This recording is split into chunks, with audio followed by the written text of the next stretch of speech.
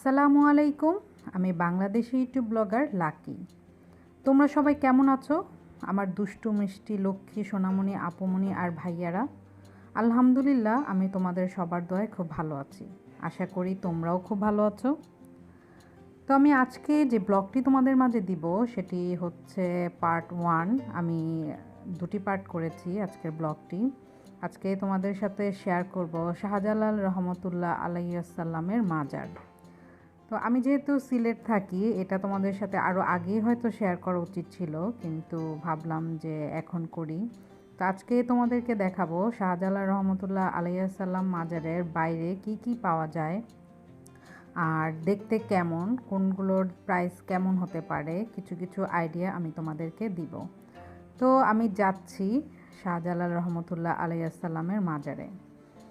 ওনারা যেহেতু বড় বড় আউলিয়া, তো ওনাদেরকে সবসময় আমাদের সম্মান করা উচিত, কিন্তু কখনোই মাজার জিয়ারত করার উদ্দেশ্য করে সিলেট আসা উচিত না।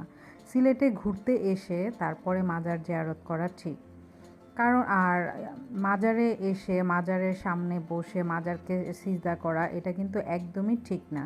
হ্যাঁ, আমরা মাজারে যাব, ওনাদেরকে সম্মান করব, 2 রাকাত নফল নামাজ পড়ব, পড়ে ওনাদের জন্য এবং আমাদের জন্য দোয়া করব। আর আমরা চাইবো সবসময় আমরা আল্লাহর কাছেই চাইবো, কারো কাছে না। ওনারা নিজেরাই তো মৃত, যদিও ওনারা অলি আউলিয়া আমাদের জন্য অনেক কিছু করে গিয়েছেন, তাই আমরা ওনাদের জন্য দোয়া করব। তো আমি যাচ্ছি, এটা হচ্ছে সিলেট শহরের প্রাণকেন্দ্র আম্বারখানা রোড। এই রোড দিয়ে গেলেই হাতের বাম দিকেই তোমরা পাবে শাহজালাল রহমতুল্লাহ আলাইহিসসালামের মাজার। তোমরা অনেকেই জানো শাহজালাল রহমতুল্লাহ আলাইহিসসালামের ঘটনাটি। আজকে এই সিলেট অনেক মুসলমান বসবাস করে, আর এই মুসলমান বসবাস করার অবদানই হচ্ছে শাহজালাল রহমতুল্লাহ আলাইহিসসালামের জন্য। তো এই যে দেখো চলে এসেছি, এটা হচ্ছে এখান থেকেই শুরু শাহজালাল রহমতুল্লাহ আলাইহিসসালামের দরগায় যাওয়ার রাস্তাটা। তো এই রাস্তাটার এই রোডটাকে বলা হয় দরগা রোড। তো আমি চলে এসেছি, আমি সামনে থেকেই নেমে গিয়েছি, কারণ ভাবলাম তোমাদেরকে বাইরে কি কি পাওয়া যায় সব দেখাবো। তো এই যে দেখতে পাচ্ছ এখানে অনেক রকমের জিনিস পাওয়া যায়, তসবি, বেতের জিনিস। আর বেতের জিনিসগুলো এখানে খুবই ভালো। আমি এখান থেকে বেতের তৈরি একটি মুড়া নিয়েছিলাম। তো ওই মুড়ার ওপর অনেক ঝড় তুফান গিয়েছে, মানে আমার ছেলে ওই মুড়ার ওপর অনেক অত্যাচার করেছে, কিন্তু আলহামদুলিল্লাহ মুড়ার কিছুই হয়নি। তো তোমরা এখান থেকে বসার জন্য মোড়া নিয়ে যেতে পারো। দুষ্টমি করলাম, আসলে এখানে অনেক কিছু নেয়ার মতো আছে। অনেক সুন্দর সুন্দর শোপিস যেগুলো নাকি কাঠের, আর বার্মিস অনেকগুলো জিনিস পাওয়া যায়। তোমরা এখানে থেকে অরিজিনাল যে বার্মিস জিনিসগুলো সেগুলো পাবে। আর সিলেট নগরীর মানুষ যেহেতু খুব ধার্মিক, এখানে কিন্তু মানে চুরি বাটপাড়ি বা মিথ্যে এগুলো সব জায়গায় মিথ্যে আছে, কিন্তু এত বেশি না, কম। সিলেটে এখানে খুব কম। তো এই যে দেখতে পাচ্ছ এগুলো হচ্ছে মিষ্টি জাতীয় খাবার। ছোটোবেলায় আমি অনেক খেতাম এগুলাকে আমরা বলি নক্কল। তোমরা কে কী বলো জানি না। সাদা যেগুলো দেখছো এগুলো কয়েক রকম নক্কল। তো এই নক্কলের ভিতরে ছোট একটা বাদাম থাকে, আর এটা মুখে দেওয়ার পর একদম নরম হয়ে সফট হয়ে গলে যায়। তো এইখানে অনেক ধরনের মিষ্টি আছে, দেখো নারিকেলের মিষ্টি, গুড়ের নাড়ু, চিনির নাড়ু, গোলাপ জল, মিষ্টি, পাপড়ি, চকলেট, অনেক জিনিস। তো তোমরা যারা নাকি সিলেটের বাইরে থাকো, সিলেটের বাইরে থেকে আসবে, তো অবশ্যই এগুলোও নিয়ে যাবে, কারণ অনেকেই আসলে আশা করে এই মিষ্টিগুলা, আর অনেকে এটাকে সিন্নি ভেবে খায়, কিন্তু আসলে এটা সিন্নি না, এটা জাস্ট সাধারণ একটি মিষ্টি খাবার।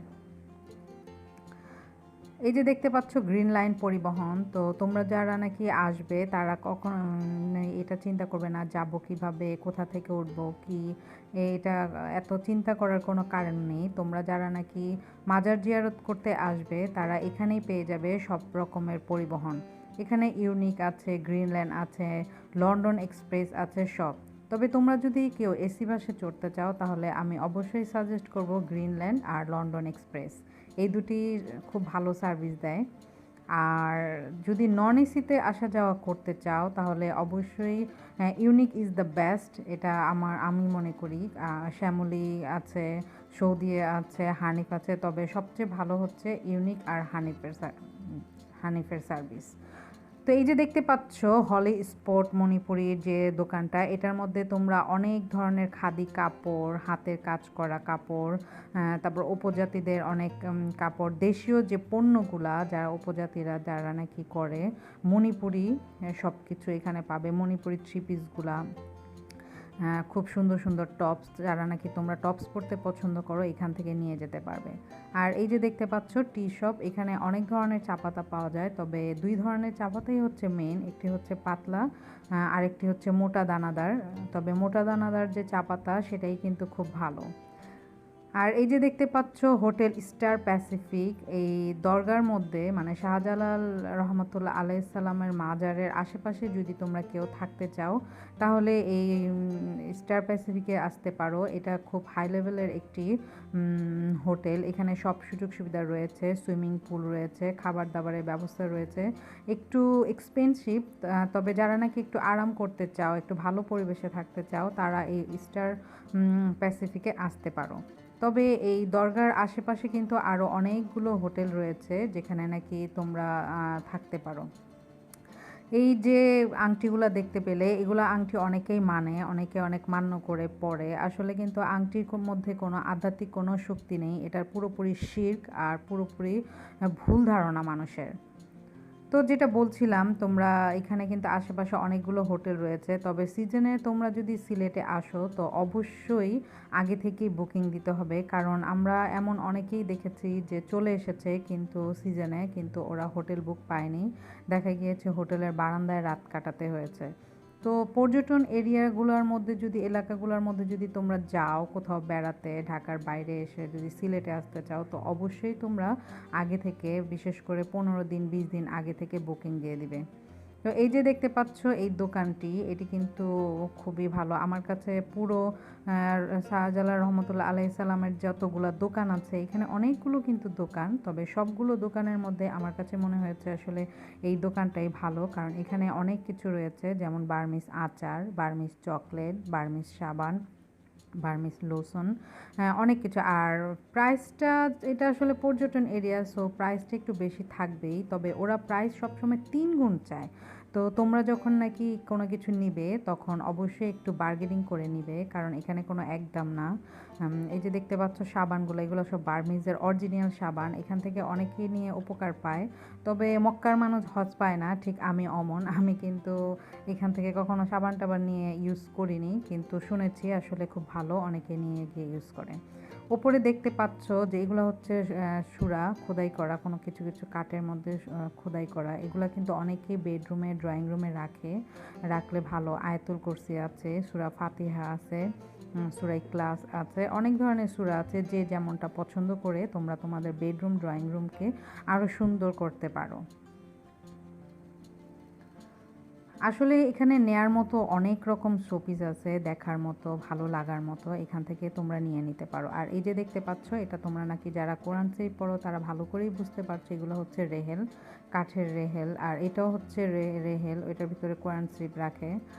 তো দেখতে পাচ্ছ, তোমাদেরকে সব কিছু আমি ঘুরে ঘুরে দেখাচ্ছি। আর প্রাইসের আইডিয়াটা এটাই বলে দিলাম যে ওরা যে প্রাইসটা বলবে সেটা কিন্তু অনেক বেশি বলে, তো 3 ভাগের 1 ভাগ প্রাইস বলাই বেস্ট। আমি এই দোকান থেকে একটি জায়নামাজ নিয়েছি, জায়নামাজটা আসলে খুবই সুন্দর, আনকমন এমন জায়নামাজ। জায়নামাজটা আমার কাছে খুবই ভালো লেগেছে। তো তোমরা যদি কিছু এখান থেকে নিতে চাও নিতে পারো। আর এখানে কিন্তু অনেক ধরনের তসবি রয়েছে, 33 দানা থেকে শুরু করে হাজার হাজার দানা। এই যে আমি এই জায়নামাজটা নিয়েছি, তো 33 দানা থেকে নিয়ে হাজার হাজার দানার তসবি রয়েছে। অনেকে তসবির খতম পড়ে কীভাবে যেন, তো ওরা ইচ্ছা করলে এখান থেকে নিয়ে যেতে পারো তসবি। আর এখানে কিন্তু অনেক রকমের কালারফুল তসবি রয়েছে। তবে আমার কাছে ভালো লাগে, আমি যেটা ছোটোবেলায় দেখেছি, যখন নাকি কেউ হজে যেত, সাদার মধ্যে একটা তসবি দিত যেটা নাকি রাত্রে জ্বলজ্বল করতো। সেই তসবিটা আসলে এখন দেখি না, এখন অনেকেই হজে যায়, প্রতি বছরই কেউ না কেউ হজে যায় আর তসবি, জানামাজ এগুলা দেয়, কিন্তু সেই তসবিটাকে আসলে খুব মিস করি, কারণ এখন সবাই তসবি দেয় কালারফুল, ব্ল্যাক, গ্রিন, বিভিন্ন ধরনের কালার, খুব উজ্জ্বল। ধরনের, কিন্তু সেই যে সাদা যেটা নাকি রাত্রের জলে সেটার মতো না। আসলে ছোটোবেলায় দেখেছি সেটা আমাদের ঘরে সবসময় থাকতো, আর ওটাই আমার আব্বু সবসময় পরতেন। তো এই যে দেখতে পাচ্ছ আমি পুরোটা রাস্তা তোমাদেরকে ঘুরে ঘুরে দেখাচ্ছি। এটাই হচ্ছে মেন রাস্তা দরগায় যাওয়ার। ওই যে দূরে দেখতে পাচ্ছ দরগার মেন গেট। আর এই যে এখানে দেখছো সারি সারি সিএনজিগুলা, এগুলা কিন্তু এখান থেকে শাহজালাল রহমতুল্লাহ আলাইসাল্লামের মাজার থেকে সোজা চলে যায় শাহপরান মাজারে। এছাড়াও অনেকে এখান থেকে জাফলং যেতে চায়, তো অনেকেই সিএনজি করেই চলে যায়।